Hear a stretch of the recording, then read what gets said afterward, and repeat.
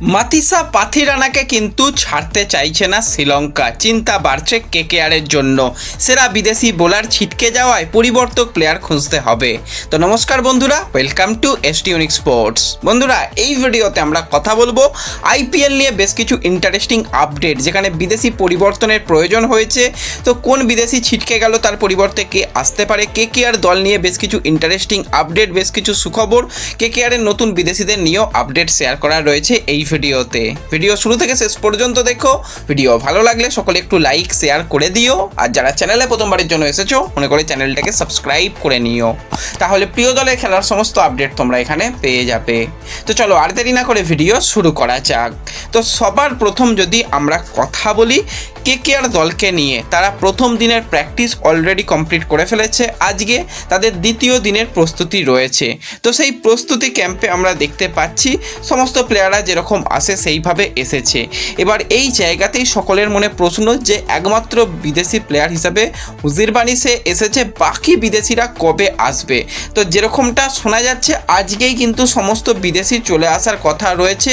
Sunil Narine এবং রহমান পাউলের হয়তো আসতে কিছুটা ডিলে হবে, এবং নিজস্ব সোশ্যাল মিডিয়াতে কিন্তু নিউজিল্যান্ডের wicket keeper batsman Finn Allen post করেছে সে কিন্তু এবার কলকাতার উদ্দেশ্যে রওনা দিয়েছে। তো আজকেই কিন্তু সে কলকাতায় চলে আসতে পারে, সেরকমই খবর রয়েছে। শুধু সে নয়, তার সাথে টিম সাইফার্ড রয়েছে এবং তার সাথে রাচিন রবীন্দ্রা রয়েছে, তারাও কিন্তু আসতে চলেছে। এবং নিউজিল্যান্ডের এই যে ত্রিফলা জুটি কিন্তু কেকেআরের জন্য খুবই ইম্প্যাক্ট আনতে পারে এই বছরে আইপিএলের জন্য, এবং দেখা যাক তারা এসে কীরকমটা মানিয়ে নেয়। এবং অলরেডি আমরা দেখে নিয়েছি ফিন অ্যালেন ঝড় ইডেনে, তো আরও বেশ কয়েকবার আমরা ফিন অ্যালেন ঝড় কিন্তু ইডেনে দেখতে পাবো, সেটুকু আশা করতে পারি। এছাড়া যদি আমরা কথা বলি একটুখানি চেন্নাই সুপার কিংস দলকে নিয়ে, তো সিএসকে ক্যাম্পেও কিন্তু অলরেডি বেশ কিছু প্লেয়ার যোগদান করেছে। সেখানে সবথেকে বড় নাম এই মুহূর্তে যেটা হচ্ছে সঞ্জু স্যামসং, সে কিন্তু চলে এসেছে অলরেডি সিএসকে ক্যাম্পে, এবং সেও কিন্তু এবার যোগদান করে ফেললো। এবং হলুদ জার্সি পরে দুর্দান্ত লাগছে কিন্তু সঞ্জু স্যামসংকে। শুধু সঞ্জু নয়, তাছাড়া কিন্তু এখানে আমরা দেখতে পাচ্ছি শিবম দুবে, সেও কিন্তু টি-20 ওয়ার্ল্ড কাপ দলের সবথেকে গুরুত্বপূর্ণ সদস্য ছিল, সেও যোগদান করেছে। এছাড়া বিদেশি প্লেয়ারদের মধ্যেও জেমি ওভারটন, সেও কিন্তু সিএসকে ক্যাম্পে যোগদান করেছে। নূর, সেও চলে এসেছে, নূরের সেই যে স্পিনের ঝলক আমরা দেখতে পাবো, সেও যোগদান করে ফেলেছে।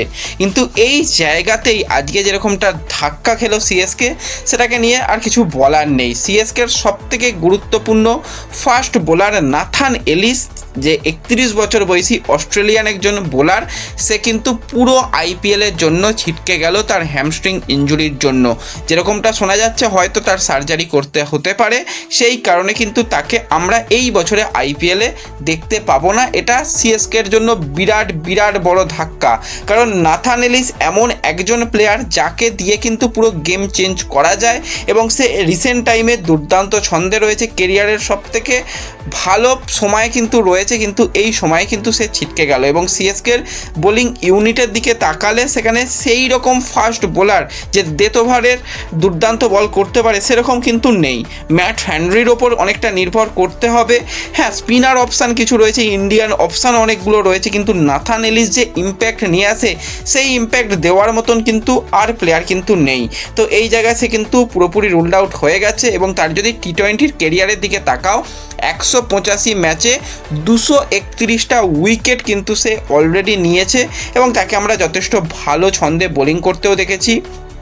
লাস্ট ইয়ার আইপিএলে একটা ম্যাচ খেলেছিল, সেখানে একটা উইকেট নিয়েছিল, এবং আইপিএলও 17 ম্যাচে তার 19টা উইকেট পাঞ্জাবের জার্সি গায়েই সে মূলত বেশিরভাগ সময় খেলেছে, এবং সেখানে ভালো করেছিল। 2023 সালে আমরা দেখেছিলাম 10টা ম্যাচে 13টা উইকেটও নিয়েছিল। তো এই প্লেয়ার ছিটকে যাওয়াটা বিরাট বিরাট বড় ধাক্কা। হ্যাঁ, এমনকি সিএসকে অলরেডি তার রিপ্লেসমেন্ট প্লেয়ার অপশান খুঁজতে শুরু করে দিয়েছে। বেশ কিছু নাম চর্চার মধ্যে রয়েছে, সেখানে জেরাল কুইডজে তার নাম অনেকটাই এগিয়ে রয়েছে। এছাড়া আরও অনেক প্লেয়ার রয়েছে। তো দেখা যাক, আমরা সেই নিয়ে অলরেডি একটা ভিডিও বানাবো, ইচ্ছা তো রয়েছে। তো সেখানে বোঝা যাবে যে এই নাথান এলিসের পরিবর্তে কোন প্লেয়ার আসতে পারে। তো এই জায়গাতে মাতিসা পাথিরানাকে নিয়েও কিন্তু আজকে একটা বড় আপডেট বেরিয়ে এসছে। তোমরা সকলেই জানো পাথিরানা কিন্তু ইনজুরি থেকে রিকভারি করছে, সে কিন্তু কেকেআর দলে এই বছরে যোগদান করবে। এবার আইপিএলের প্রথম দিকে বেশ কিছু ম্যাচ তাকে হয়তো পাওয়া যাবে না। এই যে প্রথম 4টে ম্যাচ কেকেআর খেলবে, তো সেখানে কিন্তু তার 4টে ম্যাচে খেলার সম্ভাবনা নেই। কিছুদিন আগে পাতিরানার যে এজেন্ট রয়েছে সে সোশ্যাল মিডিয়াতে জানিয়েছিল যে পাতিরানা সে কিন্তু পার্পেল জার্সি গায়ে খেলবে, এটুকু নিশ্চিত করেছে। কিন্তু আজকে যেরকমটা শোনা যাচ্ছে কেকেআরের বিশ্বস্ত একটা জায়গা থেকে, সেখান থেকে যেরকমটা আপডেট বেরিয়ে আসছে যে বারবারই কিন্তু পাতিরানার জন্য কিন্তু টিকিট কেকেআর কাটছে, যে তাকে কলকাতায় নিয়ে আসার ব্যবস্থা করছে। কিন্তু শ্রীলঙ্কার তরফ থেকে এখনও পর্যন্ত তাকে ক্লিয়ারেন্স দেওয়া হচ্ছে না, এখনও বলা হচ্ছে না সে এখনও রিকভারি করছে, তার এখনও সময় লাগবে। সেই কারণে কিন্তু ব্যাপারটা ডিলে হচ্ছে এবং হয়তো শ্রীলঙ্কা ছাড়বে, কিছুদিন বাদে ছাড়বে, কিন্তু এখনও শ্রীলঙ্কার ক্রিকেট ব্রিগেডের তরফ থেকে কিন্তু তারা ছাড়তে চাইছে না। তো এটা কিন্তু একটু চাপের ব্যাপার হয়ে যাচ্ছে। হ্যাঁ, অলরেডি মুজিরবানি সে এসে গেছে, সে বোলিং বিভাগটা সামলে দিতে পারবে।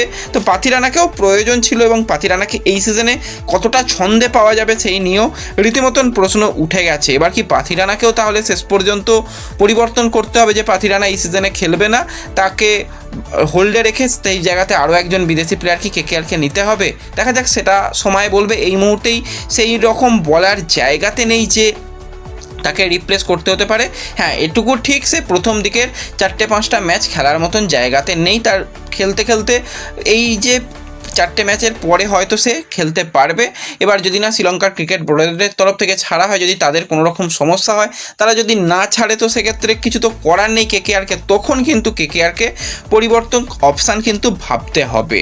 এবং অলরেডি আমরা দেখতে পাচ্ছি কেকেআর কিন্তু প্র্যাকটিস শুরু করে দিয়েছে, সেখানে বেশ কিছু নতুন নামের প্লেয়ার কিন্তু কেকেআর দলে এই বছরে যুক্ত হয়েছে। সেই নামের প্লেয়াররা কীরকম করে সেটা তো অবশ্যই একটা চর্চার বিষয় থাকবে। এই জায়গাতেই নতুন ছন্দে কিন্তু দেখা যাচ্ছে একজন প্লেয়ারকে, সেটা হচ্ছে কেকেআর দলের গুরুত্বপূর্ণ সদস্য ব্যাটসম্যান, যাকে আমরা হিসাবে চিনতাম আঙ্গ্রিস রঘুবংশী। কিন্তু রঘুবংশীকে এবার শুধু ব্যাটসম্যান বললে হবে না, সে কিন্তু অলরেডি উইকেট কিপিং লাস্ট 1 বছর ধরে কম বেশি সে প্র্যাকটিস করছে এবং কেকেআর কিন্তু এই মুহূর্তে উইকেট কিপার অপশান হিসাবে আঙ্গ্রিস রঘুবংশীকে দিয়ে উইকেট কিপিংও করাচ্ছে। তো রঘুবংশীকে যদি আমরা উইকেট কিপার ব্যাটসম্যান হিসাবেও পরবর্তীতে দেখি, অবাক হওয়ার কিছু নেই, কারণ সে এই জিনিসটাকেও ওপর জোর দিয়েছে। শুধুমাত্র সে ব্যাটিং নয়, উইকেট কিপিং অপশানটাও কিন্তু আনতে চাইছে। এবং এই জায়গাতেই যে আরও প্লেয়াররা রয়েছে, তেজস্বী সিং দুর্দান্ত প্লেয়ার, সেও কিন্তু বড় বড় সে 6 মারছে এবং সে যথেষ্ট ভালো করছে। এবং অলরেডি আমরা দেখতে পাচ্ছি রিঙ্কু সিং, সে নিজেকে ছন্দে আনার চেষ্টা করছে, সেও কিন্তু বেশ ভালোই ট্রেনিং করছে, ভালোই প্র্যাকটিস করছে।